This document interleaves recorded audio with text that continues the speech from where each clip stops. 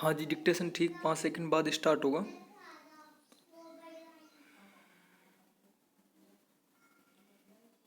Start.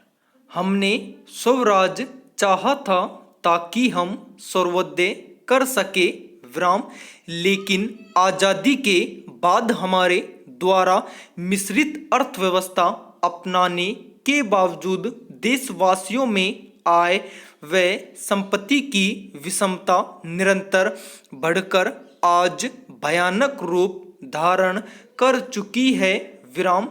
0.5% संपन्न लोगों के पास देश की 10% संपदा जमा है तथा ऊपरी 8% लोग 50% संपत्ति के मालिक है, जबकि नीचे 60% लोगों के पास कुल राष्ट्रीय आय का केवल 10% भाग ही आता है विराम। भूमि सुधारों के बावजूद भूमि वितरण को लेकर असमानता है विराम। 39% ग्रामीण जनसंख्या के पास केवल 5% भूमि का स्वामित्व है, जबकि 8% संपन्न किसान भूमि पर कब्जा जमाए हुए हैं विराम। जहां बहुराष्ट्रीय कंपनियां एक प्रबंधक को 1 करोड़ रुपए वार्षिक वेतन देती है, जहां एक दैनिक वेतनभोगी मजदूर को 40 से 45 रुपए प्रतिदिन मजदूरी मिलती है विराम। पिछले 40 वर्षों में टाटा बिरला की संपत्ति 40 गुना बढ़ी है, जबकि अभी भी बहुत से लोग गरीबी की रेखा से नीचे जीवन यापन कर रहे हैं, जिन्हें भरपेट भोजन एवं पहनने को कपड़ा उपलब्ध नहीं है विराम। इस प्रकार पंचवर्षीय योजना प्रारंभ करने के समय का यह सोच असिद्ध साबित हुआ है कि योजनाबद्ध विकास समाजवादी प्रकृति का होगा, जिसमें सबसे गरीब तबके के विकास को प्राथमिकता मिलेगी विराम।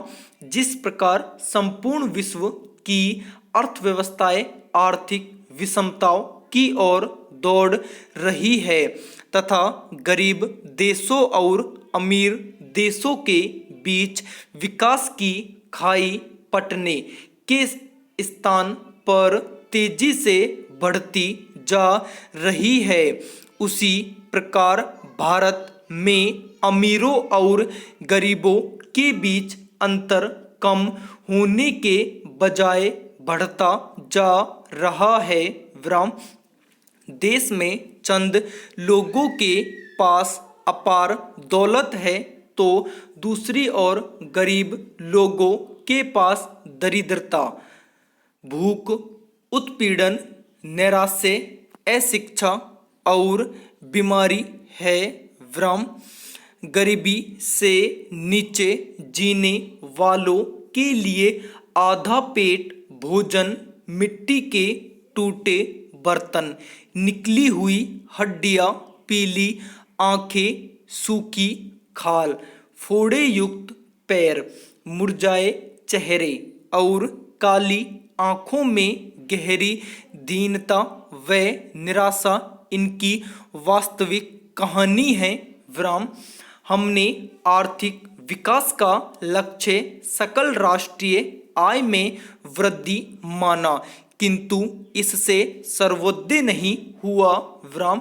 भारत के विकासवादियों ने जो यह मान्यता स्थापित की कि अधिकतम वृद्धि दर से देश का आर्थिक विकास हो जाएगा, वह हमें गरीबी, बेरोजगारी, आय विषमता और शोषण से मुक्ति नहीं दिला सकी, बल्कि विपरीत दिशा की ओर बढ़ाती ले गई विराम।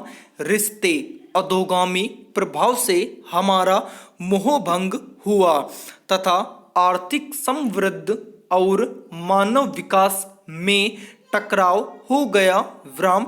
अतः अब हमें भारतीय अर्थव्यवस्था के ढांचे पर गंभीरता के साथ पुनर्विचार करना है ताकि अर्थव्यवस्था में उत्पादन एवं वितरण को लेकर सबकी सहभागिता हो तथा आर्थिक विकास का प्रभाव सब लोगों के स्वास्थ्य, शिक्षा और कुशलता आधारित रोजगार का सामर्थ्य बढ़ाने में नजर आए। इसके लिए न केवल समता आधारित बल्कि समवृद्धि और समता के बीच सकारात्मक संबंध बिठाने वाले आर्थिक ढांचे को तलाशना होगा तथा इसके लिए राष्ट्रव्यापी सोच की आवश्यकता होगी। शांति और आत्मनिर्भरता सुखद सपनों के महल आर्थिक पेचीदगियों के झंझावातों में ढह रहे हैं। संपूर्ण विराम।